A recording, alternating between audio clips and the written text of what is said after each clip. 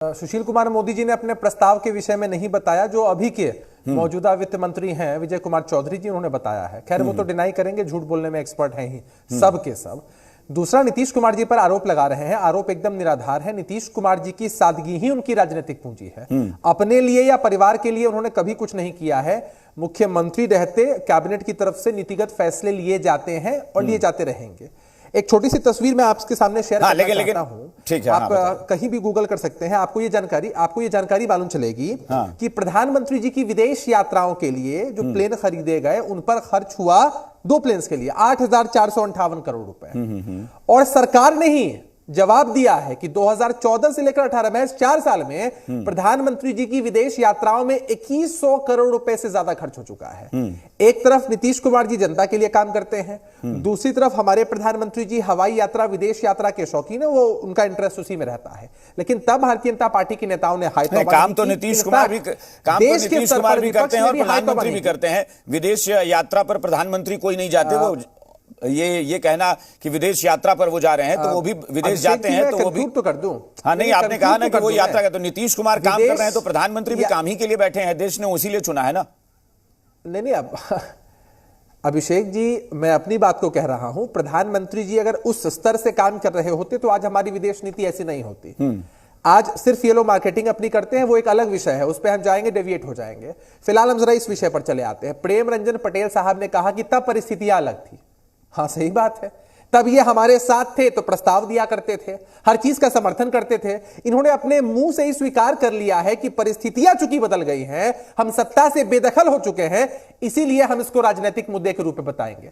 कुछ देर पहले इनके नेता प्रतिपक्ष ने इतने घटिया शब्द का इस्तेमाल किया है मुख्यमंत्री जी के लिए कि कड़े शब्दों में उसकी निंदा होनी चाहिए। अरे, मुख्यमंत्री जी की यात्रा को, मुख्यमंत्री जी की जो सुविधाएं हैं उसको लेकर के ये लोग कटाक्ष करते हैं, वो तो प्रोटोकॉल का पार्ट है। कोई भी सरकार जब काम करती है, आज वो मुख्यमंत्री के पद पर है। अभिषेक साहब, मुझे सुनिए ना, मैं और लोगों से भी, और लोगों के पास जाऊंगा। मुझे सिर्फ इतना बताइए कि सुशील मोदी जो तर्क दे रहे हैं, मैं उस पर सीधे आ रहा हूं। मुझे नहीं, मैं फिर उस पर बात करूंगा, वो एक्सपर्ट भी बताने के लिए हैं, वो पॉलिटिकल पार्टी से हट के डॉक्टर संजय बता देंगे कि क्या है। मैं सिर्फ इतना कह रहा हूं, सुशील मोदी ने तर्क दिया कि जेट विमान की खरीदारी बिहार में क्यों। मैं बार बार कह रहा हूं कि आप इस बात को मत भूलिए कि वो वित्त मंत्री रहे हैं, तो वहां खर्च वर्च का लेखा जोखा सब उनके पास है। उन्होंने कहा कि जो 2 हेलीकॉप्टर पहले से हमारे पास हैं, एक 2005 का, एक 1989 का, जिसमें इंजन बदलना है, तो फिर क्या जरूरत थी कि 2.5 करोड़ में जो काम हो सकता है उसके लिए 350 करोड़ खर्च किए जाए। अरे, सुशील कुमार मोदी जी के पास वो एक समय में वित्त मंत्री थे, भारतीय जनता पार्टी ने उन्हें बाहर का रास्ता दिखा दिए।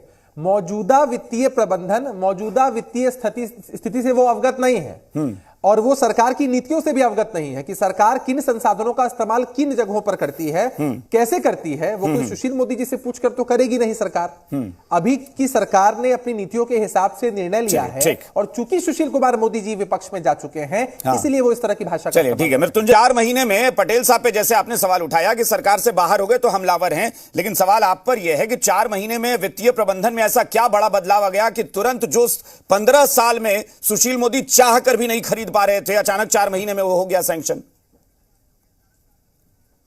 अभिषेक जी, फिर आप उसको उस लिहाज से जोड़कर मत देखिए। भाई, आप ही ने कहा ना कि सुशील मोदी चाहते थे, तो 15 साल शासन में रह के वो व्यक्ति नहीं खरीदवा पाया हेलीकॉप्टर। अच्छा, एक बात बताइए कि आपको अपने घर का वित्तीय प्रबंधन कभी करना होता है और कोई चीज अगर खरीदनी होती है, तो आप वित्तीय प्रबंधन के मद्देनजर करते हैं। पर्व और त्योहार के समय अगर आपका खर्च ज्यादा होता है, कंपनी अगर किसी एम्प्लॉय को बोनस देती है, तब वो चीज खरीदता है। तो खर्च जो है वो मैनेज करना है सरकार को, और सरकार ने इसको किया है।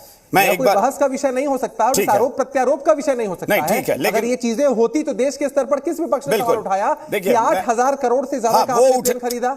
मैं कह रहा हूं ना, अगर आप उनके, एक मिनट, यात्रा पर आप विपक्ष में हैं और आपकी जिम्मेदारी, आपका भी अधिकार केंद्र में बनता है कि आप सवाल उठाएं, या किसी भी प्रदेश में बनता है, वहां किसी को भी रोकने का अधिकार नहीं है। विपक्ष का काम ही है कि सरकार पर अगर लगता है फिजूल खर्ची है, सवाल उठाए। बिहार में विपक्ष ने सवाल उठाया है।